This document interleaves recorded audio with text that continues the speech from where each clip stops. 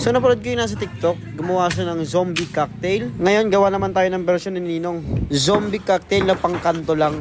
Slice muna tayo ng ating lemon and orange para sa ating garnish. Tig dalawang lemon and orange lang, okay na to. And para naman sa orange juice and pineapple juice, gumamit lang ako dito ng tang or ng sachet. Kasi nga pangkanto lang to, so dapat pang abot kayang halaga. I-mix ko na rin siya sa isang pitcher, pinagsama ko na. Kasi i-mix ko din naman sila mamaya. Zombie cocktail, usually ginagamit natin dito na spirit is rum, dark rum and white rum. So meron lang ako dito ng Tanduay white rum and Tanduay Lapad dark rum. So sabi ko nga sa inyo, pangkanto lang to. So hahanap tayo ng pinakamurang rum na meron tayo dito. Pero sa white rum wala akong nakitang lapad. So bumili ako ng isang bote and hinati ko lang siya. And sa dark rum ko naman, nilahat ko siya. Yung pitcher pala na ginamit ko dito is 2 litro. And yung yellow ko is yung tig 5 piso lang at hinati-hati ko lang. Kasi kapag yung cubes yung binili ko, sobra na dito. So sinalin ko na nga yung ating pineapple and orange.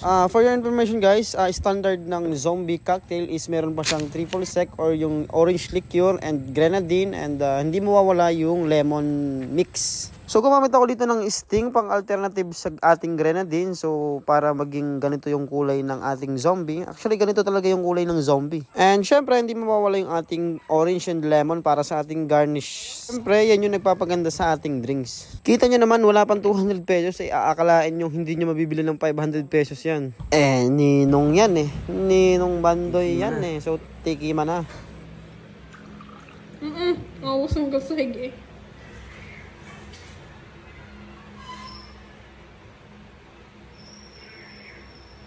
Puta naging zombie.